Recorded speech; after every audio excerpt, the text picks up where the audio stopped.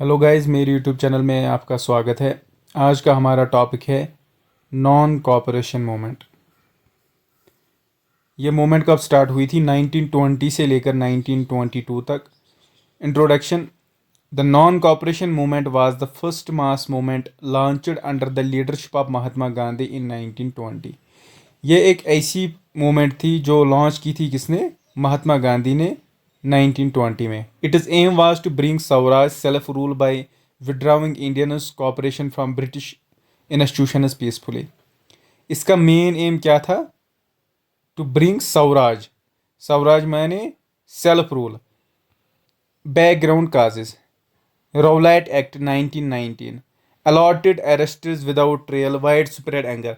ये जो एक्ट था इससे इंडियंस में काफ़ी गुस्सा पैदा हुआ। जलियांवाला बाग मैसेकर जो 1919 में हुआ। British troops killed hundreds, deep resentment. इसमें क्या हुआ था? मासूम लोगों को एक जगह पे बंद किया गया था और उन्हें मारा गया था।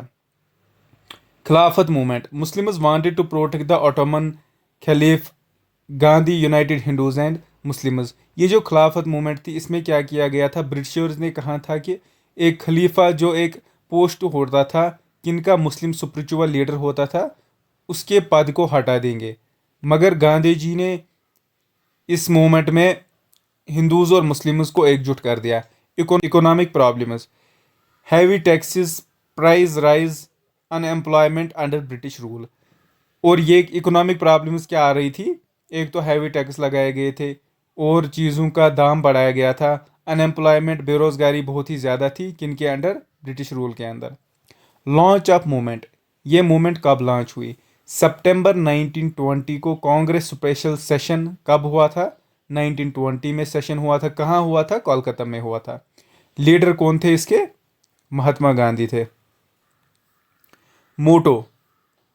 इसका मोटो क्या था? Non violent, non cooperation with the British until they grant self rule. Motto of the movement. Motto क्या था मूवमेंट का? इस मूवमेंट का मकसद ये था कि नॉन वायलेंट तरीके से, नॉन कॉपरेशन तरीके से ब्रिटिश रूल को हटाया जाए। कब तक? जब तक ये सेल्फ रूल ना पा सके। Program of non cooperation movement.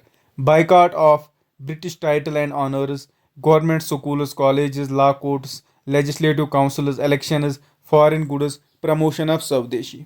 इस बाइकआउट के दौरान लोगों ने क्या काम किया? ब्रिटिशर्स टाइटल्स को बाइकआउट किया, government schools, colleges, law courts को बाइकआउट किया, इलेक्शंस को बाइकआउट किया, फॉरेन गुड्स को बाइकआउट किया। Promotion of khadi and charkha, national schools and arbitration courts, peaceful protests and strikes. अब लोगों ने क्या काम करने किए? पीसफुल प्रोटेस्ट्स किए, स्ट्राइक्स की, खादी और चरखे की प्रमोशन की। Mass participation. Students left government schools, lawyers like C R Das, Motilal Nehru gave up practice, million joined हड़ताल्स एंड रैलीज। फिर लोगों ने क्या काम करना शुरू किया? जो बच्चे थे उन्होंने गवर्नमेंट स्कूल्स में जाना बंद कर दिया। लॉयर्स ने अपनी ड्यूटी छोड़ दी। मिलियन ज्वाइनर हड़ताल्स, रैलीज रैलीज निकले, हड़ताल्स हुए। फिर आता है चौरी चौरा इंसिडेंट 1922 में।